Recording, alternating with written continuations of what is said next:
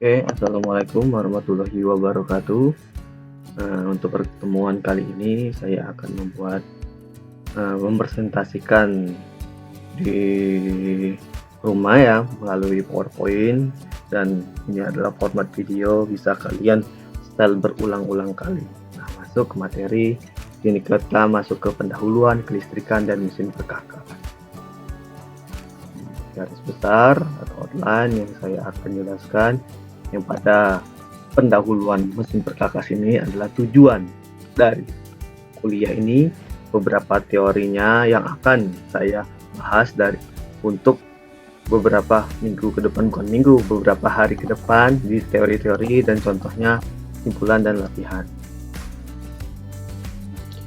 Nah, tujuan pembelajaran untuk kalian di sini yaitu kalian mampu memahami sistem penggerak elektrik dan jenis motor untuk aplikasi di industri. Ini sebenarnya tujuan pembelajaran yang secara lingkup besar banget, tapi untuk kalian sendiri tujuan yang paling utama yaitu kalian mengetahui jenis-jenis motor, dan kalian juga bisa memahami kelistrikan di mesin perkakas, terutama tentang motor-motor elektriknya. Motor elektrik yang bisa ada di mesin perkakas kan misalnya seperti mesin bubut. Mesin bubut itu kan ada motor penggeraknya, terus mesin bor kan ada motor penggeraknya juga. Nah, itu yang kalian harus pahami. Kemudian teori dari mesin listrik. Nah, mesin listrik di sini adalah dirancang untuk melakukan suatu kerja mekanik dengan mengoperasikan satu beban. Tipe bebannya pada penggerak elektrik ya kan, lokomotif. Nah, lokomotif itu pernah tahu kan, lokomotif yang di kereta, lokomotif kan bergerak berdasarkan putaran penggerak mesin listrik ya kan, mesin listrik ataupun penggerak yaitu motor. Kemudian rolling mills, mesin perkakas. Nah, mesin perkakas ini yang kita sebutkan tadi, yaitu mesin bubut, mesin bornya, ada apapun yang ada di lab untuk yang adanya penggerak elektrik. Kemudian kren, elevator, pompa, robot, printer, dan lain-lain. Nah, beberapa ini kan menggunakan mesin listrik. Kenapa printer ada mesin listrik? Namanya mesin listrik ya kan, untuk melakukan satu kerja mekanik dengan mengoperasikan satu beban, bukan cuma sekedar penggerak namanya ada motornya aja kan gitu. Elevator ya kan, juga pompa kelihatan memang kalau itu namanya mesin listrik. Beda ya namanya mesin listrik dengan motor listrik. Kalau mesin listrik itu semua yang bekerja untuk melakukan satu kerjaan, untuk mengerakkan satu beban, yang mana di sana ada sumber energi listrik, itu yang namanya mesin listrik. Kalau motor listrik, kita tahu namanya motor penggerak yang untuk sumber energi listriknya. Nah, kemampuan mesin listrik pada sistem penggerak harus sesuai dengan kebutuhan beban, tanpa melebihi batas kemampuan tegangan dan arus yang dapat diterima oleh mesin dan kelengkapan power elektriknya. Maksudnya, kalau misalnya bebannya mesin, kalau misal kayak ngebor ataupun ngebubut, kalian kan membubut, pernah nggak mesinnya itu stop membubut, padahal kita bubut stop karena apa? Pas bahan kerja, alat bedahan kerjanya itu tidak bisa makan, langsung stop seperti itu kan. Nah, itu karena apa? Karena bebannya tidak sesuai. Nah, makanya kita harus tahu mesin listrik itu kemampuannya seperti apa, bebannya seperti apa, terus apa-apa aja yang bebannya yang ada. Nah, itulah yang harus kita pahami. Dari mana kok bisa tahu itu? Kita lihat dari spesifikasinya, di nameplate-nya ada, biasanya ada di datasheet, motornya berapa, kekuatan torsinya, dan lain-lain seperti itu. Itu yang nanti akan kita jelaskan di beberapa perkuliahan. Ini blok fungsional sistem penggerak elektrik. Di sini ada satu daya, yaitu ada power supply. Kemudian di sini ada converter elektronik. motor listrik, beban mekanik, sensor, di sini ada controller, ini untuk komando, ini untuk memerintahkan kita, perintah kita, terus ini sensor. Ini contoh nih, satu daya. Kita bor tangan aja nih, yang bisa kita lihat. Bor tangan, ya kan? Bor tangan, satu dayanya apa? Ada baterai, ada sumber energi listrik, ya kan? Nah, kalau misalnya baterai, bisa namanya portable, kita bawa kemana-mana, itu namanya satu daya. Daya yang power supply ataupun daya yang kita harus ada. Kemudian konverter elektronik. Nah, motor listrik ini, ya kan, ada yang namanya untuk penggeraknya, beberapa namanya konverter elektronik. Kalau misalnya satu daya kita menggunakan baterai, terus motor listrik ini menggunakan AC, berarti kita ubah, ya kan, dari daya, dari sumber tegangan 12 volt, ya kan, biar masukkan motor listrik ini masuknya dia mintanya AC 13 volt, AC 12 volt, maka AC atau 220, maka konverter elektronik ini mengubah dari DC ke AC. Ataupun kalau motor listriknya DC, satu dayanya AC, mengubah juga kayak kebalikannya. Nah, kemudian di sini ada beberapa satu daya konverter elektronik untuk apa? Untuk biar bisa motor listrik ini bergerak sesuai dengan spesifikasi motor listrik ini. Kemudian baru ke beban mekanik. Nah, beban mekanik ini seperti apa? Seperti kalau misalnya kalau di bor tangan kan beban mekaniknya itu pertama ulir, kedua benda kerjanya yang kita pengen bor, kan gitu kan. Benda kita pengen bor, di sini ada sensor ataupun enggak, ya kan. Kalau misalnya ada sensor untuk mengobserver, untuk controller di sini biar apa? Biar kalau misalnya ternyata ngebornya ini terlalu lambat, dikecepetin, bisa komando dari kita sendiri. Oh, kita ngelihat misal nih ada kita adjust 0 sampai 5. Kalau 1 itu kan agak putarannya sedang, sampai 5 tuh kenceng. Kalau 1 juga nggak bisa, kan kita pindah ke 2, pindah ke 3, itu yang namanya controller, itu yang namanya kita sendiri, itu namanya controller yang manual kan gitu. Baru ke dia controller ini dia memberikan sinyal ke konverter biar motor listrik ataupun putaran dari bornya itu sesuai dengan yang kita inginkan. Nah, ini beberapa. Kalau yang ini kan aliran energi motoring, daya, motor listrik, beban mekanik. Kalau yang di sini dari beban mekanik ke daya, dia ada namanya aliran energi regeneratif braking. Nah, di sini beberapa teorinya. Komando yaitu diberikan untuk menyetel titik operasi sistem, retorsi kecepatan sama posisi dengan menggunakan direct feedback sensor. Ada yang namanya direct feedback sensor atau indirect observer dari sejumlah variabel state seperti tegangan, flux, arus, torsi, kecepatan, dan posisi. Sensor maupun observator digunakan juga untuk proteksi motor konverter.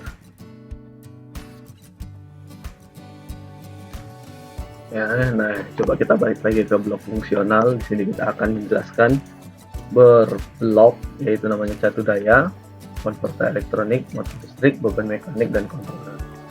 Pertama kita masuk ke dalam beban mekanik. Nah, beban mekanik di sini adalah beban, ya kan, namanya torsi beban. Ini ada rumusnya, yaitu T adalah torsi sama dengan CT. T adalah konstanta proporsional, TR terus beban pada kecepatan nominalnya, ya kan, kecepatan nominalnya, L kecepatan operasinya, dan K itu koefisien eksponensialnya. Jadi gini, kecepatan misalnya ya, motor bor itu ada spesifikasi kecepatannya. Dengan 12 volt itu motor berputar sebanyak 5000 rpm, ya kan, 5000 rpm dengan 12 volt. Berarti kita masukkan, kasih tegangan 12 volt, dia berputar 5000 rpm, ya kan. Nah, kemudian ketika kalau misalnya Itu kan namanya kecepatan nominalnya 5000 rpm. Ternyata pas kita ngebor yang benda, dengan apa benda, besi lah ataupun kayu lah, kecepatannya berkurang sebesar 3000 rpm. Nah, itulah ada perbandingan antara kecepatan nominal sama kecepatan operasi. Kecepatan operasinya 3000, kecepatan nominalnya ya kan, kecepatan nominalnya 5000. Itu adalah perbandingan yang namanya torsinya. Kalau misalnya nggak ada kecepatan 5000 aja, itu nggak ada torsinya. Makanya perbandingan terbalik antara kecepatan sama torsi. Torsinya semakin tinggi, pasti kecepatan semakin rendah gitu. Itu yang namanya beban mekanik, perbandingan dan torsi. Kemudian masuk, sudah beban mekanik, ada namanya motor listrik. Nah, motor listrik di sini, nah, yaitu motor memiliki variasi karakteristik kecepatan torsi yang berbeda sesuai dengan jenis dan gumparannya. Di sini ada dua, motor AC sama motor DC. Motor AC yaitu motor sinkron, dan motor asinkron, ya kan. Motor DC itu motor DC stand sama motor DC series. Nah, pemilihan motor disesuaikan dengan kinerja beban yang dihendaki. Contoh, kalau kebutuhan kecepatan konstan, maka mungkin pemilihan motor sinkron adalah yang terbaik. Maksudnya apa? Kalau misalnya kita motor yang kecepatannya misalnya 500 rpm terus, ya kan, nah, itu bisa menggunakan motor sinkron aja, motor AC sinkron. Kayak di eskalator itu kan kecepatannya sinkron terus menerus. Nah, itu bisa kita menggunakan motor sinkron. Motor ini konstan terus gitu, kita menggunakan motor sinkron. Dan di sini juga kalau motor, apa bedanya motor AC sama motor DC? Kalau motor DC, nah kan gitu ya. Kalau motor DC,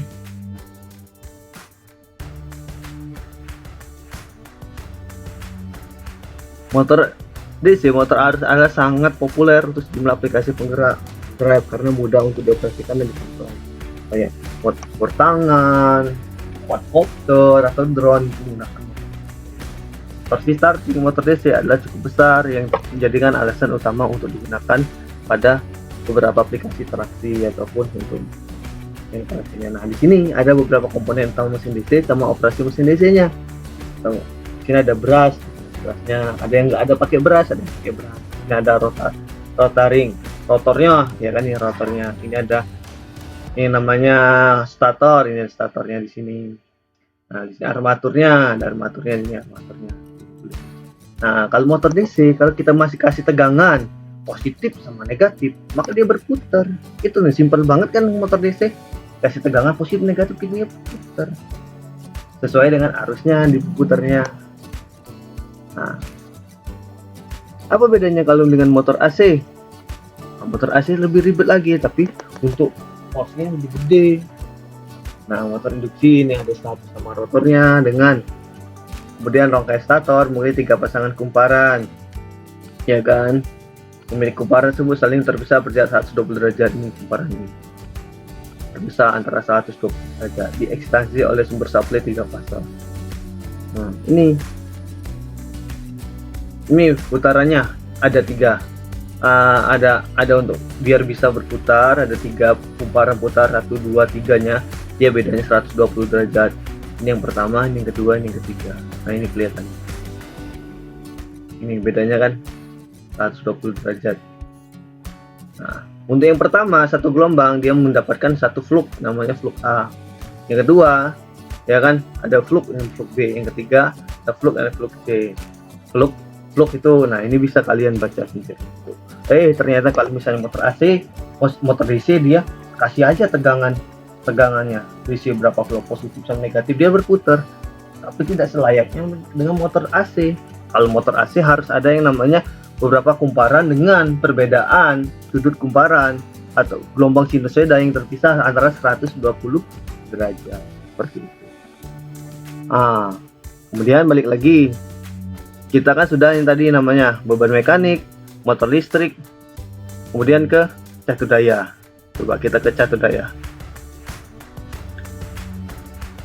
Kita ke konverter dulu baru ke catu daya.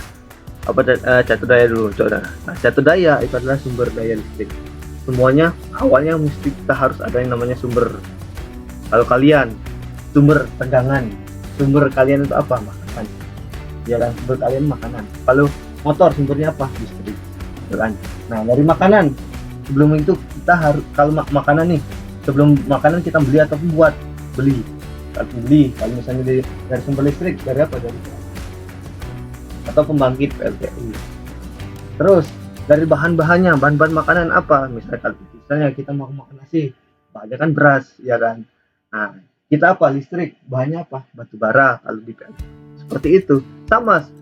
Makanya di elektronik sama di tubuh kita nih kelihatannya semuanya sama semua kan gitu. Ya, apalagi sekarang mekatronik, mekanik sama elektronik harus kalian pahami juga, namanya mesin sama elektronik namanya mekatronika, dijadiin satu. Dan namanya lebih ini banget, lebih bagus banget. Kalian mekaniknya udah dapet, elektroniknya udah dapet, inilah namanya mekatronika. Bukan cuma sekedar robot, semuanya namanya mekatronika itu mekanik tentang sama elektronik kan gitu.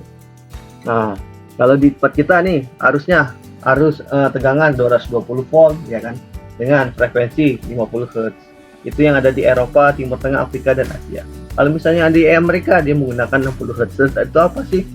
Nah, coba kalian pahami. Hertz itu frekuensi, satuan frekuensi. Frekuensi itu apa? Tegangan itu apa?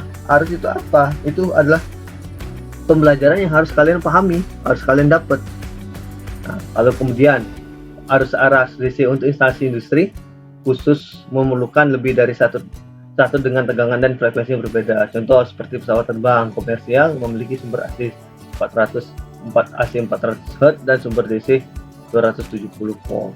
Ini kok beda-beda ya, tergantung kok aplikasi, ya kan? Nah, kemudian balik lagi di sini sudah beban mekanik kan, beban mekanik sudah, motor listrik sudah. Sekarang tinggal konverter sama controller, ya kan? Nah, kalau konverter, intinya konverter untuk mengubah dari AC ke DC, DC ke AC, DC ke DC. Nah, untuk mengubah yang diperlukan ada motor listrik bekerja. Nah, ini convert untuk mengubah biar apa? Kayak contoh misal kalau ini kan DC ke AC, kalau berarti motornya motor AC kan, kira DC ke AC, motornya motor AC. Apa bedanya DC ke AC? Apa bedanya DC sama AC? DC itu lurus aja sesuai dengan amplitudenya di sini. Kalau AC di sini ada frekuensinya berapa hertz, ada tegangannya dengan sinusoida bolak-balik kan gitu. Itu AC. Nah, kemudian ternyata ini kalau DC ke AC berarti motornya motor AC. Motor AC kayak apa? Motor induksi seperti bel conveyor. Nah, bel conveyor itu motornya motor AC, ya kan? Dengan sumbernya AC.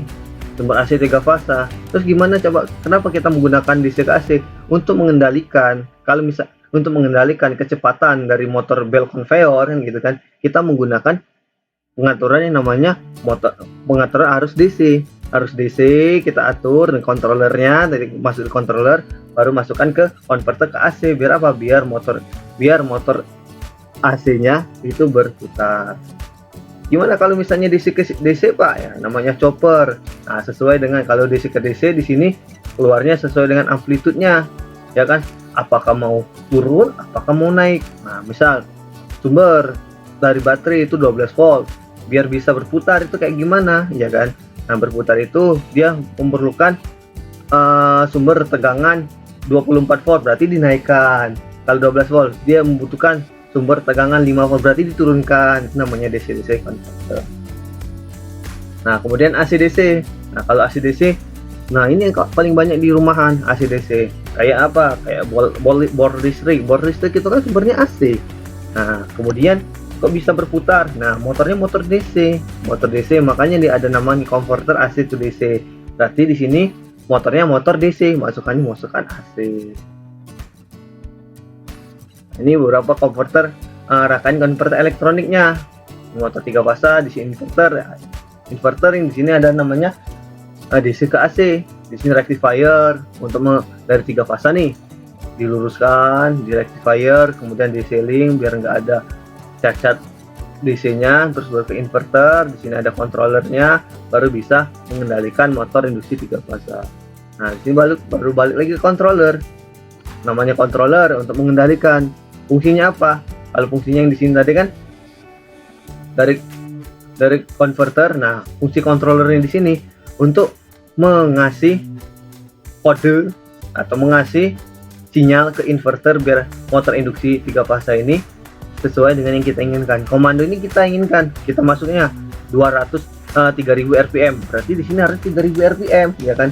3000 rpm kayak gimana? Berarti kita harus mengeset controller biar apa? Biar inverternya ini yang dengan apa namanya? Dengan untuk motor induksi 3 fase kan kita dengan supply gelombang sinus 120 derajat. Nah, apa bedanya untuk 3000 rpm? Nah, frekuensinya kita ubah, frekuensinya kita mainkan biar 3000 rpm. Nah, controller fungsi dasarnya untuk monitoring variable system, membandingkannya dengan nilai yang dikehendaki, digunakan untuk aplikasi kontrol, kecepatan, dan lain-lain. Nah, mengatur converter. Nah, ini kan mengatur converter agar mengeluarkan energi sesuai dengan kebutuhan beban dan kemampuan motornya. Itu yang namanya controller. Nah, di sini coba contoh. Ini ada crane sama pump control. Fungsi crane apa? Untuk mengangkat barang kan. Yang ngangkat barangnya mengangkat barang ini ada bebannya. Ngangkat barangnya pakai apa? Pakai baduan dengan mesin listrik. Ini namanya mesin listrik. Muternya pakai motor listrik. Mengendalikannya pakai VSD, variable speed drive, yang mengatur frekuensinya. Biar apa? Biar nggak terlalu cepat atau terlalu lambat. Ya kan, terlalu lambat juga pasti torsinya semakin besar. Terlalu cepat itu nanti membahayakan yang namanya pekerja. Nah, ini pompa kontrol juga seperti itu. Yang mana di sini ada tank biar keluar dari outletnya sini. Nah, di sini ada 2 pompa 1 sama pompa 2. Biar masuk apa? Masuk ke kolektor di sini untuk menyatukan antara pompa 1 sama pompa 2. Pompa 2 ini terus-menerus konstan. Tapi di sini pompa 1 ini untuk mengatur dengan menggunakan VSD-nya. Kalau misalnya di sini terlalu misalnya ini di kolektornya, kalau misalnya ini kan cepat nih kecepatannya, misalnya berapa kecepatannya untuk masukin ke kolektor standar segini. Kalau misalnya biar cepat apa? Ini pompa ini biar masukin pompa ini biar cepat. Kalau misalnya, nah ini kan sesuai dengan outletnya. Kalau misalnya ini kan kalau yang pompa 2 ini kan terus menerus. Nah, ini bisa kita atur mau cepat atau lambat biar apa? Biar ini enggak kepenuhan, biar ini enggak kehabisan. Ini ya mengaturnya. Kali ini bisa jadi ini sama dengan ini sama, atau ini lebih besar. Kalau misalnya ini lebih besar berarti ini lebih kencang, ini lebih kecil, ini berarti lebih kecil juga. Ini untuk mengatur pompa kontrolnya. Ngaturnya kayak simpelnya, kayaknya sepertinya simpel banget ya, tapi kok ribet kan gitu kan. Nah, makanya ini sesuai dengan kebutuhannya kita apa, gimana caranya menggunakannya kan. Nah, di sini kayak bel conveyor yang ada di batubara. Nah, bel conveyor batubara di sini menggerakkannya pakai apa? Ya, namanya pakai motor listrik, ya kan. Nah, motor listrik ini bergerak untuk dari EWB, namanya BWE, bel wagon excavator, dari batu baranya dimasukkan, dibawa kemudian ke beberapa tumpukan batu bara. Coba bayangkan kalau misalnya motor induksi di sini cepet, apa yang terjadi? Batu baranya berceceran kan. Nah, makanya ini kecepatan harus konstan. Gimana caranya mengendalikannya? Yaitu menggunakan beberapa komponen elektronik. Nah, beberapa komponen elektronik yaitu balik lagi ke sini. Ini yang kita akan bahas di beberapa hari ke depan. Nah, ini kan baru cuma pendahuluan. Oh, ternyata menggunakan perkakas mesin listrik, kelistrikan mesin perkakas, ataupun beberapa kita gali-gali tentang mesin listrik itu ternyata luas banget. Semuanya memerlukan mesin listrik. Iya, pasti menggunakan mesin listrik kan gitu. Nah, kemudian di sini ada simpulannya. Untuk mesin listrik selalu digunakan tergantung dari kebutuhan beban yang dipakai. Cara pengoperasiannya pada penggunaan elektrik dapat dibagi menjadi 3 blok fungsional yang kita nanti bahas: beban mekanik, motor, konverter, satu daya, dan controller. Itu yang akan kita bahas dengan mesin perkakas, ya kan. Nah, itu aja penjelasan dari saya. Bisa saya akhiri. Kalau misalnya nanti ada pertanyaan, kita masuk ke Google Classroom, nanti ada latihan saya kasih ke dalam di Google Classroom. Itu aja dari paparan atau video yang ada di sini. Semoga kalian sehat selalu, stay safe. Saya akhiri, wassalamualaikum warahmatullahi wabarakatuh.